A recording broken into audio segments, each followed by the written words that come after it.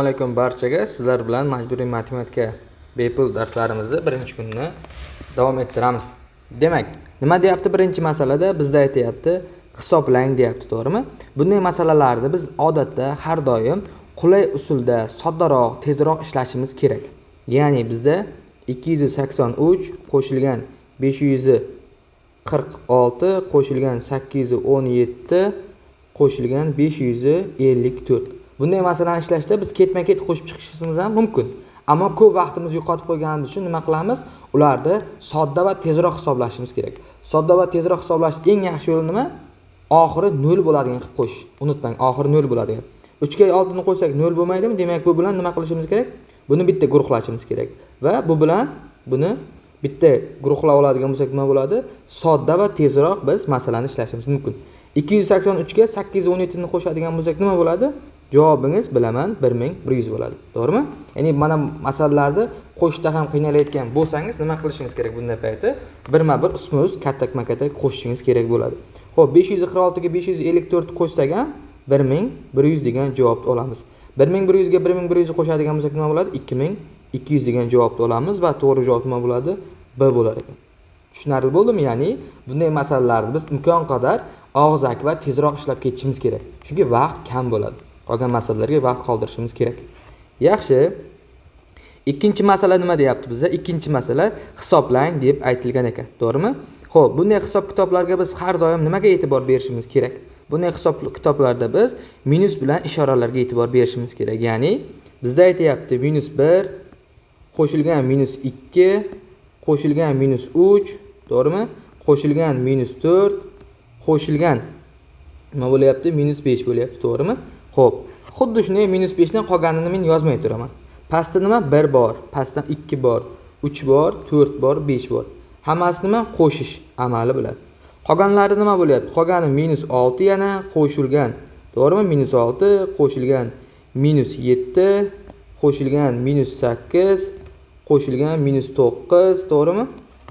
Va oxirida -30 bo'lyapti, to'g'rimi? Endi minuslik son nima degani, uni qanday tushunsak bo'ladi desangiz, minuslik sonni eng sodda usuli qarz deb tushunsangiz bo'ladi. -1 degan sizning 1000 so'm qarzingiz bor. -2 degan 2000 qarzingiz bor degani. -1 degan 1000 so'm qarzingiz bordi. O'shanga 1000 so'mni qarzingizda 1000 so'm, masalan, mendan 1000 so'm qarzingiz bor, menga 1000 so'm berib qarzingizni qutulganingizdan keyin nima bo'ladi? Qarzingiz qolmaydi. Ya'ni -1 ga +1 nima bo'lib ketadi? 0 bo'lib ketadi. Xuddi shunday -2 ga +2 ham 0, bu ham 0, bu ham 0, bu ham 0.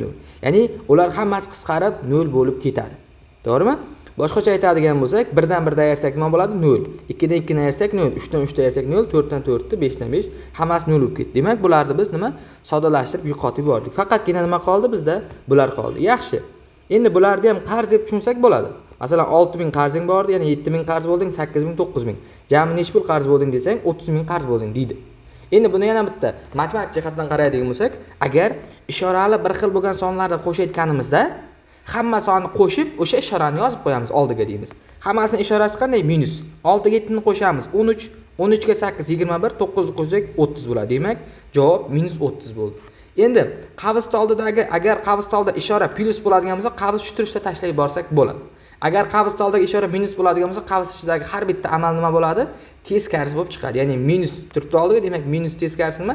Plus. Demak, plus 30 bo'lib chiqadi. Bu ham 30 dan 30 ga ayirsak nima bo'ladi? Natijada 0 bo'lar ekan. Demak, ikkinchi masalamizning to'g'ri javobi shunda A bo'lar ekan. To'g'rimi?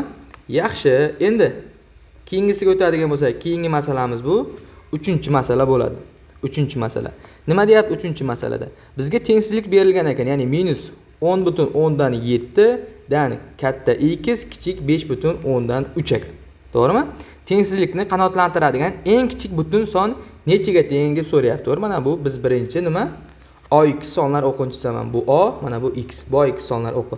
Bu yoqda faqat 1, 2 musbat sonlar, bu yoqda -1, -2 manfiy sonlar ketgan, to'g'rimi? Endi mana bu yerda -10 bor ekan, to'g'rimi?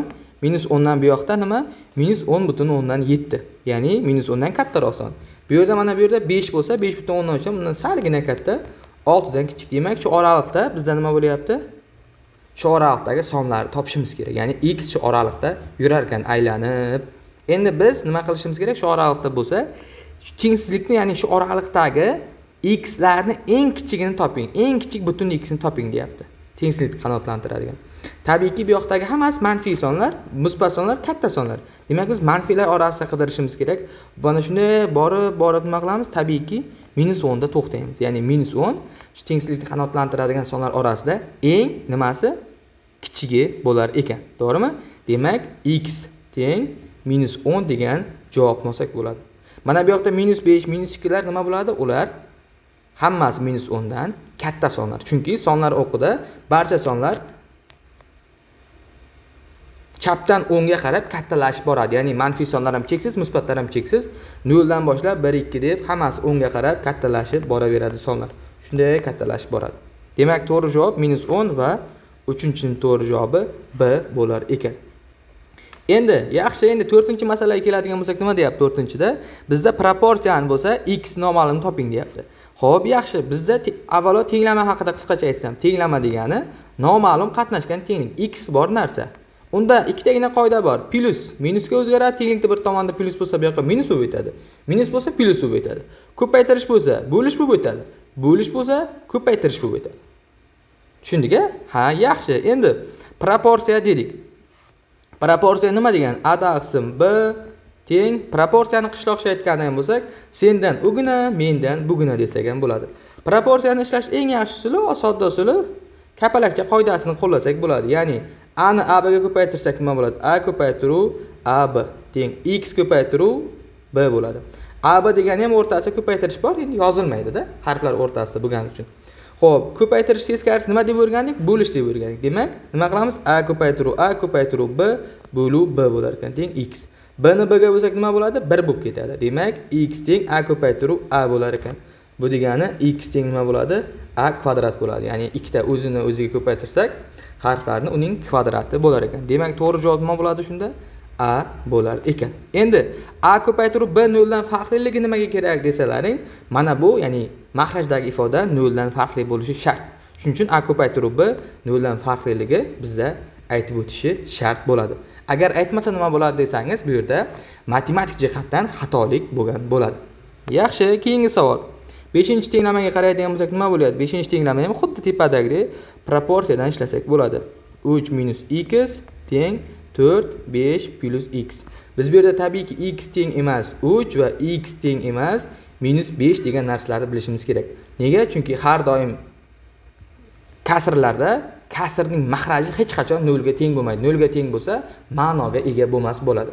Xo'p, demak bunda ham proporsiya qiladigan bo'lsak, buni ya'ni buni bunga ko'paytiramiz, buni bunga ko'paytiramiz, to'g'rimi? Xo'p, bu degan 2 ni har biriga ko'paytiramiz. 2 kara 5 10, 2 kara x 2x bo'ladi. 3 kara 4 12, minus x ni 4 ga ko'paytirsak -4x bo'ladi. Endi bu hayotda hammamiz tanish bilishga intilamiz, to'g'rimi? Tenglamalarda ham shunday. Ya'ni tenglikni bir tomoniga ma'lumlar, ikkinchi tomonga noma'lumlar. Ya'ni har doim ma'lumlar bir tomonga, noma'lumlar bir tomonga o'tkazamiz. Bu degani x 4x bu yoqqa o'tadi, 10 bu tomonga o'tadi. 4x ishorasi minusmi, bu yoqqa nima bo'ladi? Plus bo'ladi. Ya'ni 2x plus 4x bo'ladi. Teng 12 turibdi bu yoqda. 10 ishorasi bu yoqda, ishorasi yo'q deydi, plus bor ekan. Demak 10 bu yoqqa nima o'tadi? 12 ayru 10 bo'lar ekan. Yaxshi, 4x ga 2x qo'ysak 6x 12 dan 10 da ayirsak 2 bo'lar ekan. Bu yerda ko'paytirish edi. Tepada ko'paytirish teskarisi nima deb o'rgandik? Bo'lish dedik, to'g'rimi? Demak x teng 2 bo'lingan 6. Buni kasr ko'rinishida yozsak ham bo'ladi, 2 taqsim 6.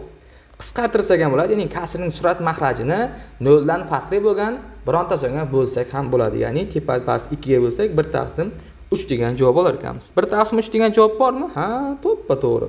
Kuchayib ketyapmiz bizga. Maşallah. B da bor ekan, to'g'rimi? Juda yaxshi. Keyingisiga o'tamiz. Nima deyapti keyingisida? Demak, buni bitirib tursin. Bu masalamiz keyingisi qaysiga to'g'ri keladi shunda? Keyingisi 6 ga to'g'ri kelyapti. 6. 6 nima deyapti? Onasining yoshi Yasminaning yoshidan 4 marta katta. Onasi, Yasmina, buvisi. Demak, qaranglar, e'tibor beringlar. Marta katta bo'lsa ko'paytiriladi. Marta kam bo'lsa bo'linadi. Ko'p bo'lsa qo'shiladi, kam bo'lsa ayriladi.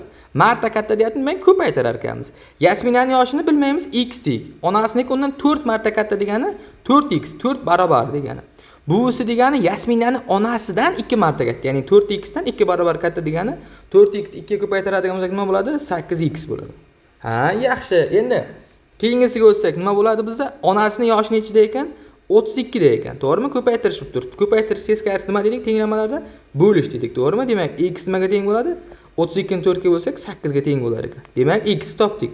Yasmindan 8 yosh, 8 kara 8 64, ya'ni buvisi 64 yosh ekan. Demak, to'g'ri javob B bo'lar ekan.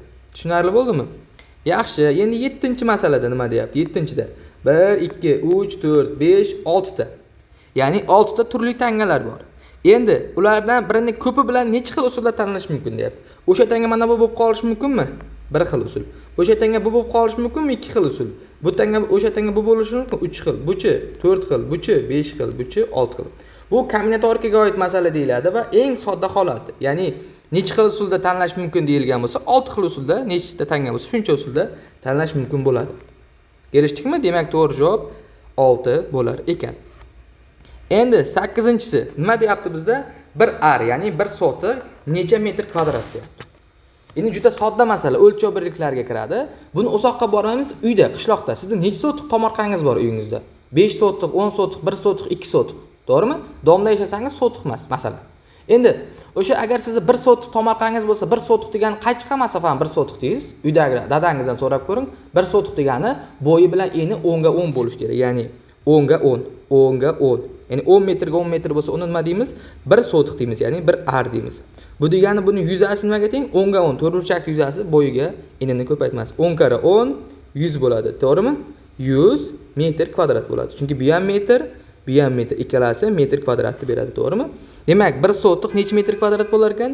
100 metr kvadrat, ya'ni D javob bo'lar ekan. Ya'ni bu masala hech qanday boshqa osmondan olib kelingani yo'q, balki hayotimizda kundalik bo'layotgan voqealarda matematik ko'rinishdagi ifodasi. 9-masalada deyapti. Mana bizga chizma berilgan. Chizmadan foydalanib nima qilishimiz kerak ekan?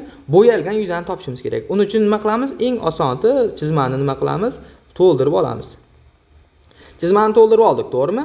Yaxshi, men sizlarga aytsam, bo'yalgan bilan bo'yalmaganlar to'rtburchakni yarmiga teng desa ishonasizlarmi? Nega qarang? Mana bu bo'yalgan, qora, qora, bu ham qora, bu ham qora. Oq, oq, oq, oq. O'zi kvadrat to'p, ya'ni bu kvadrat. Chunki mana tepa 5 bo'ldim, past ham 5. Xuddi shunday bu ham 5. Chunki aylananing radiuslari bir xil. Aylanada mana bu aylananing bu markaz deyiladi. Markazda mana bu yergacha bo'lgan masofa radius deyiladi. Obshi mana bu hisoblaydigan bo'lsak, bu diametr deyiladi. To'g'rimi? Radiuslar har doim teng bo'ladi. Aylana markazidan aylana chegarasigacha bo'lgan masofalar. Xo'p, bu 5 5 5. Bu tomon ham xuddi shunday kvadrat bo'lgandan keyin 10. Yaxshi. Kvadratni 4 ta nima aylanachaga aylanaga bo'ldik. Aylananing yarmi qora, yarmi oq. Xuddi shunday mana bu ikkita qismni ham yarmi qora, yarmi oq ekan. Demak, bundan biz nima xulosa qilsak bo'ladi? To'rtburchakni yarmi bo'yalgan, yarmi bo'yalmagan. O, sodda ekan. Demak, avval to'rtburchak yuzasini topsak, 5 ga 5 nima bo'ladi? 10. Bo'yi ham 10, eni ham 10, demak 100. 100 desimetr nima bo'ladi? Desimetr kvadrat ekan. Ya'ni nima? Bu to'g'ri kvadratning 100i. Bizga nima kerak? U bo'yalganlar kerak. Uni 100 ni yarmiga, ya'ni 100 ni yarmi necha bo'ladi? 50 bo'ladi. To'g'rimi? Ha, shunday qilib sodda holatda tushunsak bo'lar ekan. Demak, keyingisi nima bo'lyapti? Keyingisi 10-masalada nima deyapti bizda? 10-masalamizda to'g'ri burchakli parallelipiped bor. 10-masalada. Parallelipiped nima degani desangiz, mana parallelipiped sizga hozir o'tirgan xonangiz bor-ku, uyda o'tiribsiz menimcha, uyda o'tirib dars tinglayapsiz. O'tirgan xonangiz ham parallelipiped shaklida. Bo'yi, eni, balandligi bor. Biz o'tirgan xona ham parallelipiped shaklida, men o'tirgan xona ham. Endi bu asosi A, bu ham A bo'ladi. Mana bu B, bu ham B bo'ladi. Xuddi shunday tepasi ham bir xil. Mana bu H balandlik. Hamma tomon 4 ta tomon balandlik. Endi to'g'ri-to'g'ri parallelipipedning hajmi V. V ni hajmini topish degani, masalan, shu xonaga necha litr suv sig'adi degani, hajmdagi. Demak, buning hajmi degani A ko'paytiruv B ko'paytiruv H degani. Ya'ni parallelipipedning hajmini topish uchun asoslariga balandlikni ko'paytirib qo'ysak kelib chiqadi. Bizda nima deyapti? Agar asosi H nechaga teng deyapti? 54 va hajm nechaga teng deyapti? 2430 ga teng bo'lsa, asosini 100 ni toping deyapti, to'g'rimi? Asosini 100, ya'ni A kara B ni toping deyapti. Demak, mana bu yerni tenglama qilamiz. Ya'ni A kara B ko'paytiruv 54 teng 2430. A kara B, ya'ni 2430 ko'paytirish teskarisi bo'lish bo'lsa, 50 ga bo'ladigan bo'lsa nima bo'ladi? 45 bo'ladi. To'g'rimi? Demak, asosini 100i 45 ga teng ekan va to'g'ri javobimiz shunda A bo'lar ekan. Hammaga rahmat. Bundan keyingi majburiy matematika bepul darslarimizda matematik fazosi kanalimizda kuzatib borishingiz mumkin. Xayr, salomat.